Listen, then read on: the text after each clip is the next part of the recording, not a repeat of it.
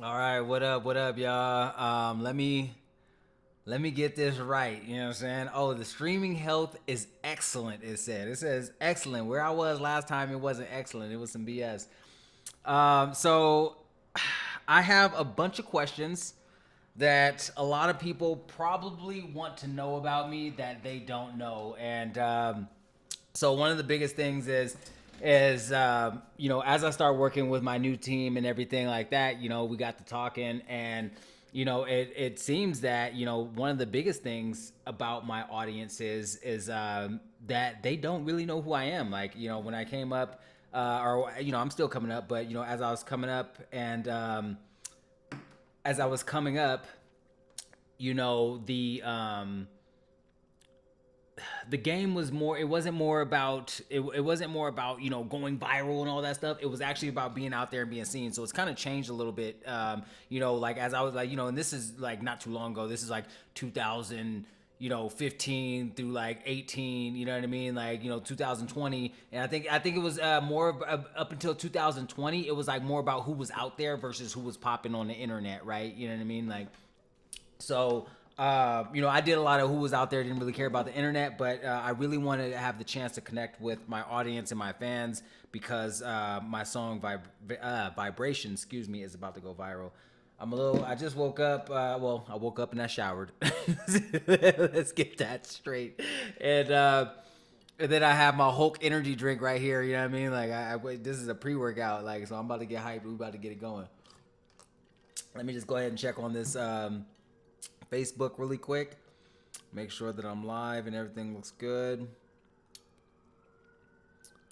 Oh, it says I'm live, baby. I'm live. And make sure you guys share this live. Uh oh. Make sure you guys share this live. I'm gonna answer a bunch of questions.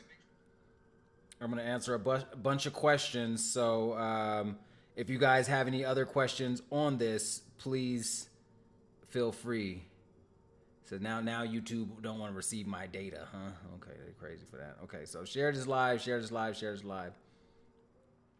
Okay, I'm just going to let me see. Send a messenger. Do. So if any of y'all want to ask some questions or answer some questions or whatever, you know what I'm saying, holla at your boy. I don't know if I can tag everyone in here. Some people do that. They be tagging everyone. I don't think that should be working on my profile. So just bear with me, and then share and follow the post. We are about to go up in just a second. I'm just gonna share this to some of my friends or some of the people that are on my page anyway. Okay.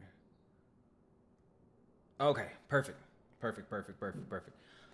All right, so share, join the live. I appreciate you guys. For everybody that knows me, you should know me. You're on my page. I'm Mike Swagger, aka the One. I'm a music artist. I have over 1 million streams. I have been top 90 in the UK for my song Vibrations, which is still going up right now. Timeless classic song. I've opened up for Snoop Dogg. I've opened up for Too Short, E40, not E40, excuse me, Nipsey Hussle. Shoot, I've probably been in the building with E40 at some point. What else? What else? I've been on national television. I've had my songs played all over the radio. Unfortunately, haven't really taken it to the next level because I haven't had that one music video yet. But we're working on that. And just been doing this for a little while. You know what I mean? Professionally, 10 years now, and just have had an amazing time. Last couple of years been a little bit shaky, but everybody has to take a break sometimes. Really get yourself right back to where you need to be and past that point. Actually, you know what I mean. So that is my goal, is to get to know you guys a little bit better and to let you guys know me a little bit better. So when this content starts flying, you'll be like, hey, I know that guy, or I used to anyway, right? Okay, so here we go. So I'm going to go ahead and start some of these questions here. And if you guys want to chime in and ask me any questions, please do, okay? Please, please, please do. All right. And then I don't have to record this because it's gonna be on my thing anyway. Okay, so let's see. Okay, where are my questions at? So I'm gonna start. Here we go. Here we go. Here we go, baby. Okay, baby. Okay. Oh man. Okay. Let me see. Where? Let me see. Let me see. Let me see. Okay. Let me ask me questions. Okay. So, one of the first questions is, I'm gonna put this right here. I'm gonna change this. Flip. Can I see if I can flip that? Okay. Okay. So one of the first questions is where was I born and how did it shape who I am today? I love this question to start, by the way. So I was born in South Central Los Angeles, actually technically Compton because I was born in Martin Luther King Hospital. I was born again for South Central, 42nd Place, right there, 42nd and Hoover. My auntie, kept that apartment complex. She managed it for 50 something years, and she recently just lost it. She got too old, dementia, everything like that. You know what I mean? And so the person had to take it back from her, the owner, and everything like that. Get a new manager, stuff like that. But anyway, so I was born in Los Angeles, and not to get too much into that story, I was born in Los Angeles, and then I moved to, as a kid, I moved to Canoga Park. I moved to North Hollywood, and then we finally landed in Moreno Valley, and from Moreno Valley, I was kind of in Riverside, and then went back to LA, and then just kind of started bouncing around Southern California. So definitely been around Southern California my whole life, and how it shaped me is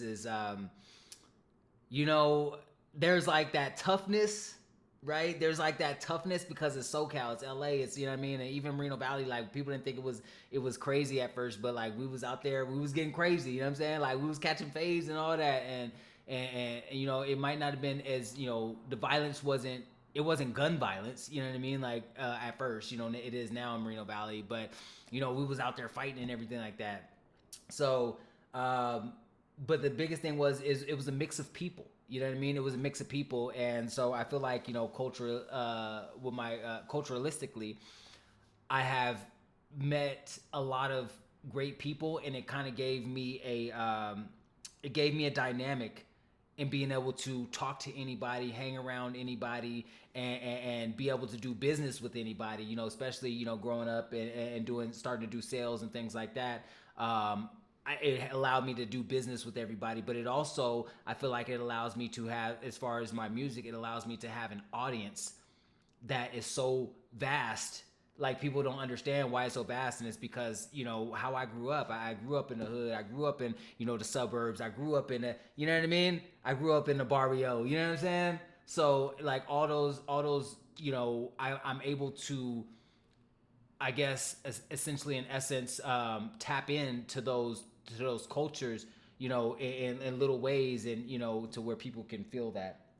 Um, so okay, so yeah, that's how it shapes my music. I don't want to go too far on that. Let's see. Let's see. We're gonna keep going with some questions, baby. Let's see. Where my docs at? Where my docs at? Shit, tripping. See, this why I don't. Oh man, docs. Okay. All right, all right, all right. So next question. Next question. Woo! The first song you ever wrote and what inspired it? Y'all gonna laugh at this one. Okay, so the first song I ever wrote and what inspired it. I don't know if this is the first song I wrote or if it's the first song I recorded, but so the first song I wrote, and I'm gonna have to send this to the editor so he has it because it's an unreleased song. The first song I wrote was called "So Kill Me," right? And it was based on what inspired it was the Marshall Mathers LP. Eminem, you know what I mean? He had "Kill Me" on there, right? That was like the second song on there, and it was basically about like how he was he didn't care about nothing, and you know what I mean, like it is who he is, so like if you got a problem with it, so kill me, you know what I mean, like, so anyway, I wrote that song at like 16. Marshall Mathers LP inspired that. Let's keep it going. Damn it, Eminem. Let's see, they take away all his credit now.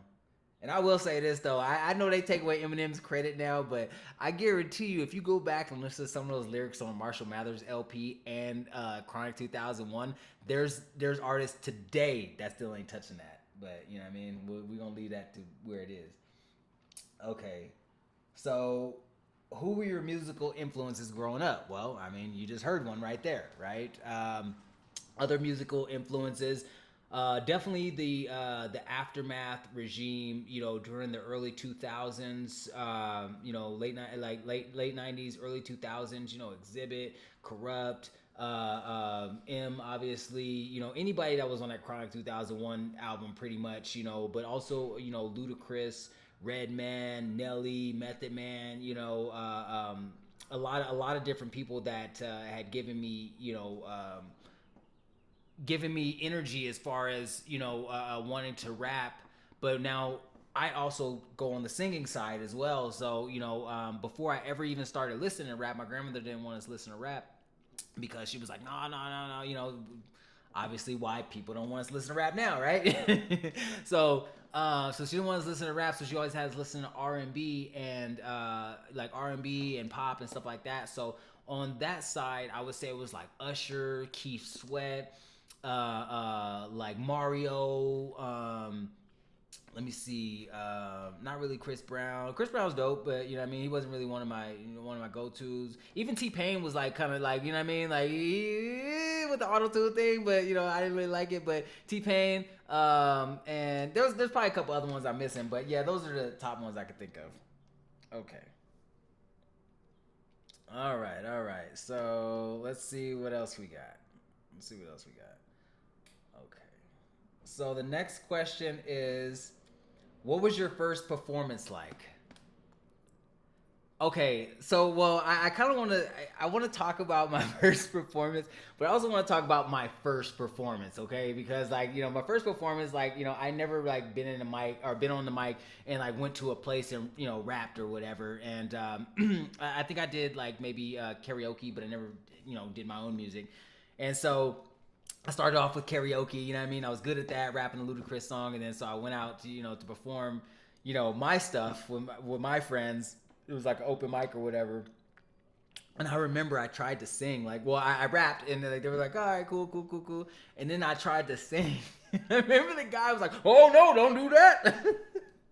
I was so fucking embarrassed. I was so embarrassed. I was like, you know, like you feel the shit just like go in, like your chest go in. You know what I mean? I was so fucking embarrassed, and so I was like, I'll never sing again. You know what I mean? Like I was like, you know, singing's just not for me. Like blah blah. So you know, I just stuck to the rap, and but that I don't really consider that my first performance because it was just like whatever. The first performance I sold tickets for, and it was in Pasadena, and it was a place called or it was for a group called Starstruck Entertainment, I believe it was, and so Pasadena. Crazy show. It was packed wall to wall. So my first show was sold out. You know what I mean? Like, you know, not because of me, but just because they did a good job at it. And so I remember getting up there, and you know, I'm at this point, I'm still rapping over my song or whatever. And but the song was bumping, and I remember I was like, man, this shit sound like some Nipsey Hussle. When I go back and look at it, I'm like, man, this shit sound like some Nipsey Hussle. And so, but anyway, this is back in like I think like 2010, and I'm on stage and I'm rapping. I just remember everybody like, hey, and this dude comes all the way from the back like, bro, like, hey man, like you killed that homie, like. And so my first show was actually pretty freaking good. Like, you know, I liked it. I thought it was a good show. Pasadena, shout out. You know what I mean? Starstruck Entertainment. I don't know if you're still around, but that was my first show. Okay. See, this is why my fans don't get to know me. They only want to jump on, but they're gonna want to know once we get it going. Okay, so here's another question. Describe your childhood neighborhood in one word.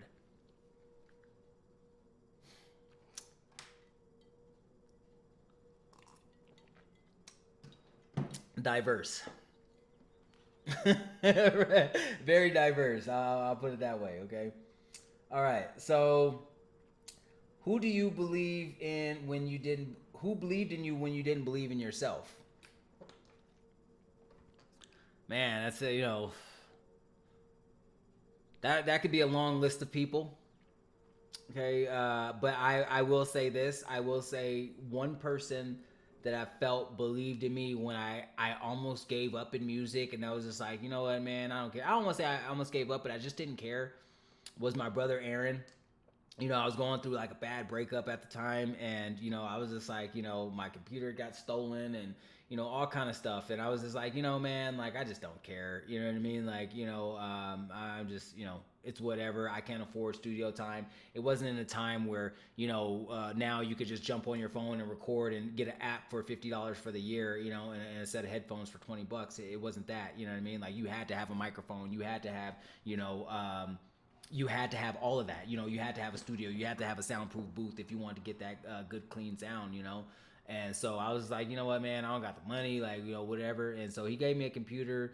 We got myself, I think I still had a microphone, and, we pieced it up together and we started recording again. And, yeah, that set me right back on my path. And I just, because of everything that was going on in my life, I just focused on that and got better and better. So shout out to my brother Aaron, even though he's a dick.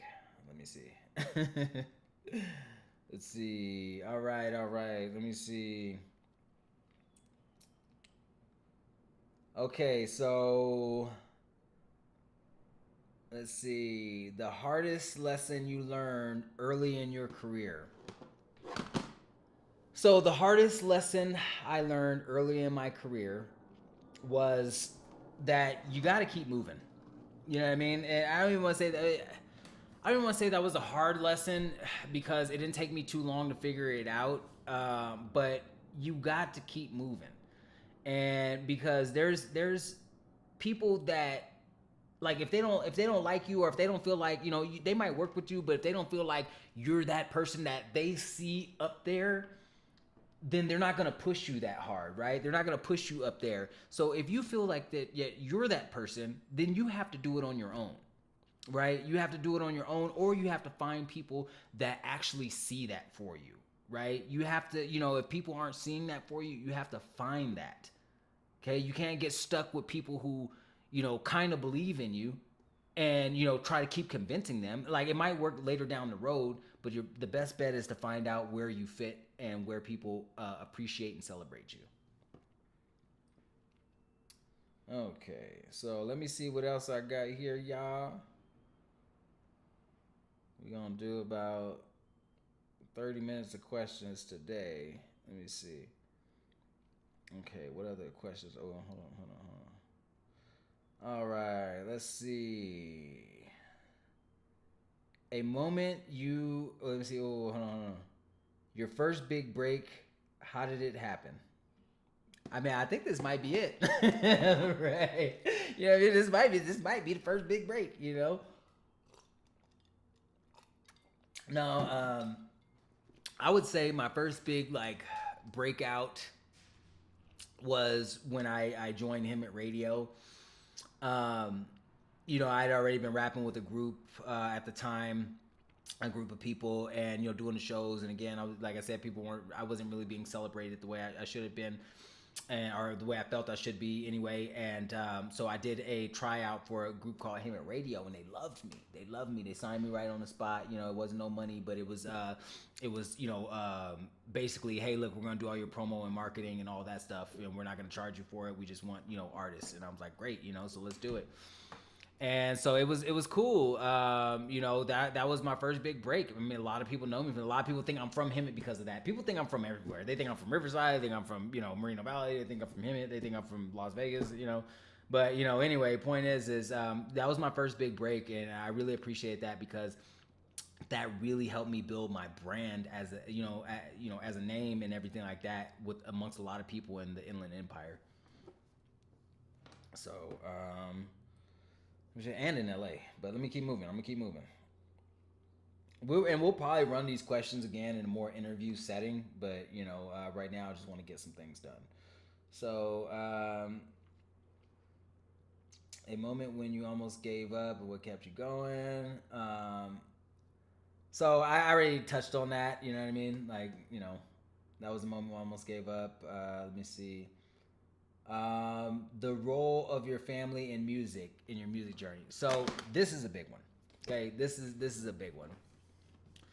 So the role for me and my family and my family and my music journey is huge. So number one, my grandmother Verna Williams, wrong number, right girl, R&B singer, rapper. You know, she wrote raps as well, and just a great woman and very inspirational in my career, and still to this day, the song Vibrations, no cuss words in there because of that, you know what I mean? Like, she didn't want me to cuss in my music, and I still do, you know what I mean? But like, I was happy to write a nice song that she would have loved.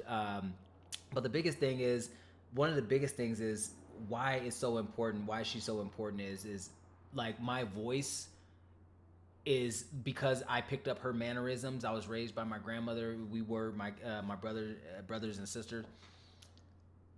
My mannerisms are like hers. So she's a singer. She was a national singer with a wonderful voice. And until I started listening to her, excuse me, until I started listening to her records, I didn't realize how much we sound alike on a record.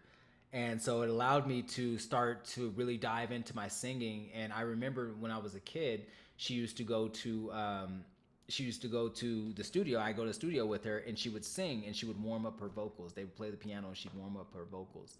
And so I started watching vocal warm ups. I started warming up my vocals, and I was like, it's just practice. It's just practice every day. And then also, she used to take me to DJ as a kid. She used to take me to a radio station, DJ at me and my brother at 8 years old.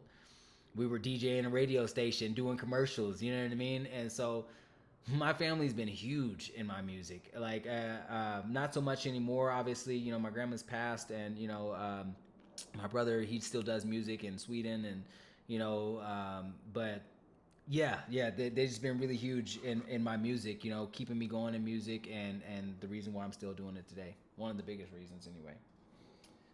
Okay, so let's see. More questions. More questions. Okay, let me see what else I got for you guys. More questions. I haven't answered no questions about vibrations, but I want to wait till I get back to California for that. Let me see. Okay.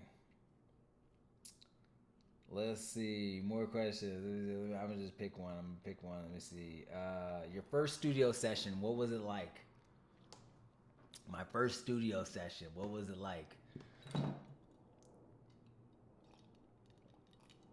So my first studio session, that was a song I was telling y'all about, So Kill Me, right? Honestly, the guy was a dick. Chris Harris? Chris Harris, you were a dick, man. Was it Chris Harris? I think it was. I think it was Chris Harris. You were a dick. You know what I mean? I would like to work with him now. You know what I mean? I think, because he makes beats and all that. I think he would be cool to work with now. But but also, I was a kid, and funny enough, no Diddy, but it was my grandmother had set me up with a guy named Frank that was her manager in New York. But he was the manager of P. Diddy, right? P. Diddy was trying to sign her, and they declined. And anyway, yada yada yada. So Frank tells my grandmother, hey, listen, if you want your son to record or your grandson to record, I got a guy in Moreno Valley, funny enough. You know what I mean? And so we're like, okay, cool. So she signs up the session. It was $45 an hour. And this is why Chris was dope, because he like literally did me a song for like $45. Obviously, I don't own it, but you know what I mean? Hey. So, I go in there, and like, I'm just like trying to rap my raps, and I'm completely off time. And like, he's just like, and I'm just like, hey, can you do it like this? He's like, hey, look, nigga, I'll do that, and you worry about the raps. You rap.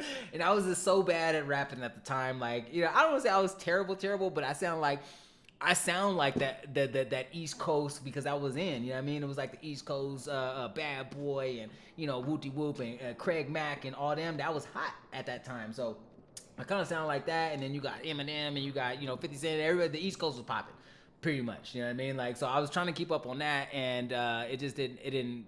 I don't think it translated well. But I'll have to play that song for you guys. I think I'm gonna have the editor. I'll send him that music, and you guys can hear it. Anyway, the first studio session did not go good, but I do have that record, so I'll put it up somehow, some way. Okay, let me see. Um, let's see what else I got. What else I got? How long we been on here? Oh, yeah, I've been here 24 minutes. What? Okay. What other questions do I have for you guys? I'm gonna answer two more questions, and we're gonna wrap for the day. Let me see.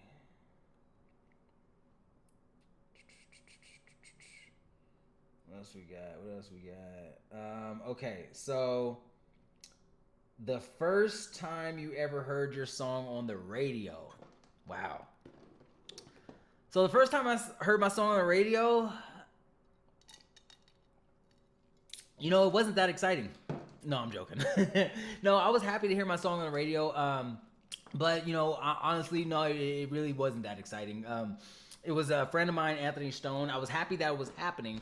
But when he played it, I kind of didn't, you know what I mean? Like, I didn't tune into the radio station. I don't think it got as far out as I was at the time. So I was just kind of like, oh, well, people were playing on the radio. But my first real radio interview, I think I was really, really excited. And the first, okay, look, I'll say it like this: the first time my song like really got played on like syndicated radio, I was happy, which was my song "All Booties Matter." And it actually it was on Dash Radio, and it was going crazy. The only thing that I swear to stop that song from going viral is the video, like not having a video. But that song was going crazy. And so I was happy. I was on a lot of radio interviews because of it, and really looking to scale. You know what I mean? Like, so yeah, that was a lot of fun, and I still have a video of that too. So I might post that one. Sorry, I'm stuttering right now. I got my damn energy drink, and I'll be like, okay. Let me see. Slow it down, right? Slow it down. Okay. What else we got? Okay, a pivotal moment that changed your perspective in music. I would say, well, a pivotal moment that changed my perspective in music. I won't say my perspective in music has changed, but the music industry maybe. And then also, yeah, like as far as like getting older, I don't want to rap about all the same crap that people been rapping about forever, hurting people and robbing people and you know what I mean, this and that. And it's like, there's better things to happen in life. You know what I mean? We're already all confused with social media and, all this going on and all these dating apps and everybody's dating everybody and everybody's trying to come up on everybody and everybody's doing it. It's like, come on, man. Like the confusion is crazy. You know what I mean? And I guess at some point it's just like, do you want to keep adding to it, or do you want to try to be something better? Do you want to be the relief? You know what I mean? When people are so confused and tied up and they're gonna need relief. They're gonna need Tylenol. They're gonna need stress relief, and that's why they can come to my music. I'm Mike Swagger. You know what I'm saying? Like, let's go. You know what I mean? Go ahead, keep getting them all tied up and you know what I mean, and stressed out so they can come to my music for relief. So let's see. The most challenging part of starting out in the industry. I would say the most challenging part of starting out in the industry is just your own mentality, right?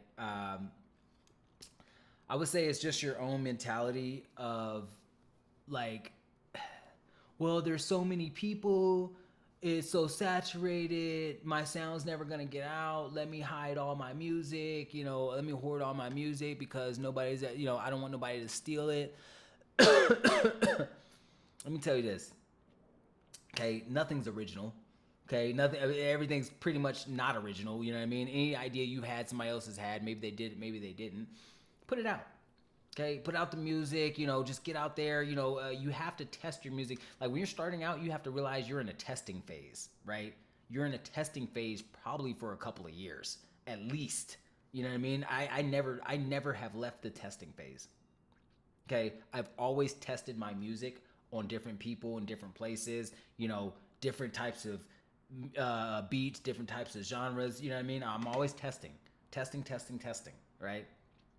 So starting out, you have to realize that you're definitely in the testing phase to find out what works, where your audience is. And so it's not gonna go great at first. People are gonna tell you your music sucks. People are gonna tell you your music's great. You're gonna have to bounce back and forth until you find the consistency of people saying that you're great or they love your music, and stick with that audience and scale it. That is the hardest part starting out.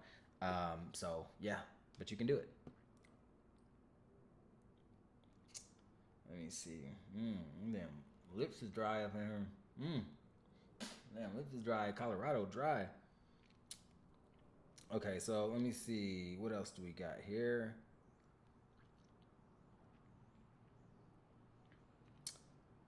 All right, all right. A mentor who guided you early on. Well, I don't want to say I had any mentor. Well, I don't want to say it like that because it sounds very pretentious. But I would say the Hemet News or the Hemet Radio situation was kind of like a mentor as far as really pushing me and really getting me going. Like I think without that situation, it would have been very hard for me.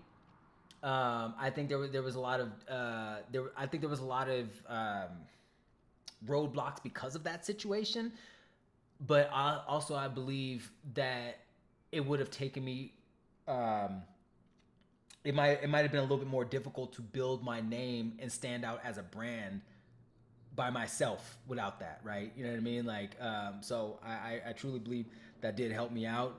And it built me as a brand where people respected me. They knew my name and they still know my name. And so, very excited. And that's what we're doing again. You know what I mean? We're going after the social media, to get back to the audience and let them know, hey, look, you know what I'm saying? Ain't nothing changed but the name on the mail. Okay, so I'm gonna answer a couple more questions for today, and then I'm going to keep it pushing because I got a lot of stuff to do today. And I didn't realize that this was, these questions was gonna be like this, or that it was gonna take this long. Okay, so, they probably want me to keep it short too. Let me see, and let me see. Pivotal moment, most challenging part starting out in the industry.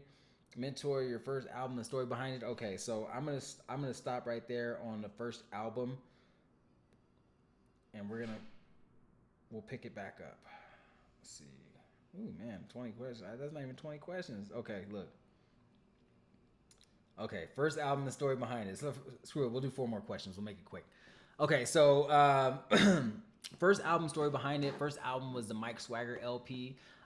That the story behind that was basically just, hey, my story, right? You know what I mean? I felt like the first album should always be more about you and your life and not no industry stuff and let's party and all this. Like if that's your life, then sure, your first album be party, but like I feel like the first album should always identify the artist. Like, okay, who is this? You know what I mean? What's your name? Who are you? Where did you come from? What are you about? Then you go off in the hey, like let's get a little trendy. You know what I mean? And that's what I did. And then I did my R&B album. So first album, it was a little challenging because I never did an album before. I had done mixtapes. So I kind of knew how to put together 10, 12, 15 songs. But I really needed it to sound like an album, not a mixtape. So that was a little bit challenging. Really picking the beats to make sure that they all sound like they weren't out of context on the album.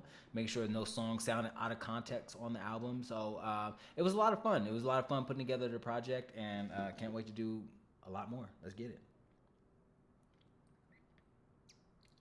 Um, okay, so a few more questions, and then we're gonna wrap for today. No pun intended. Um, okay, the evolution of my sound over the years. Basically, I went from just rapping to and trying to sing to being a full blown, triple threat when it comes to being able to rap, sing, dance. And then a quadruple threat because I can act, I can film, I can do a whole lot of stuff. But I mean, as far as the music goes, you know, the evolution of my sound. It went from not being able to really be able to hit that flow, you know what I mean, like to be able to have one of the sickest flows, from not being able to hit notes, to be able to sing very well, and be able to hit certain notes and hit certain riffs, and that people just aren't hitting. So I'm very excited to keep evolving my sound over the next years of my career. Okay, and then let me see here. Sorry, I wish this was more professional. I thought I would have somebody. Let me see. How your upbringing influenced your music style? I mean, I think I talked about that a lot. My grandmother, she was a singer, songwriter, and she showed me how to write. She didn't want us to listen to a lot of rap. She didn't want us to listen to any rap, actually. You know what I mean? I don't think I heard a real rap song till I was like 13 years old. Right, so yeah, no, we didn't really get a chance to listen to any of that stuff. So being able to have that influence of like the pop and R&B before the hip hop, I think is what's about to change everything for me. Let's see, and then let's see, a song that reminds you of your roots. Does it have to be one of my songs? I don't know. A song that reminds me of one of my roots. I guess if you're talking about one of my songs, then it would be Reminisce on my album, Reminisce with me and Young Miss. The importance of staying true to yourself in the music industry, that's the only thing that's important. That's the only thing that's important, because people will try to take you this way, that way, test your integrity, test your character, test your confidence, you have to realize that staying true to yourself is the only thing that matters. Because the second that you compromise your integrity for these other people to try to get something or go somewhere, they're going to know that you're compromised. And they're going to know that you're always going to be ready to be compromised. So staying true to yourself, staying true to your artistic integrity, and that says it on my album as well. Staying true to your artistic integrity, the Mike Swagger LP, excuse me. Staying true to your artistic integrity, staying true to yourself, what you believe in, and fighting for that. We do not live in a time now where you have to just give up your morals and your integrity to even to make money, to be famous, to have following. You don't have to do it anymore. Okay? It's not just making it, it's how you make it. How did you make it? Because that's the story people are going to want to know. And if it's a crappy story, it's just going to look like a stain on your career anyway. I'm Mike Swagger, aka The One. We're going to wrap for today. That's 20 questions. We'll pick it back up tomorrow. And yeah, let's get it. I appreciate you guys all.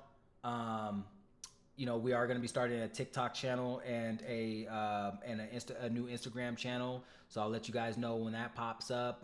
We're about to go viral this summer. Check out that song Vibrations. You already know, not that song, my song Vibrations. Go check that out. It's going up this summer. I can't say nothing else besides that. So I'm really excited to be back doing my damn thing, and I'll see you guys soon. Peace. As soon as I can find my damn mouse. Where'd my mouse go? Where'd my mouse go, y'all? Oh, there it go right there. Hey, man, I appreciate you guys so much, man. I'm Mike Swagger.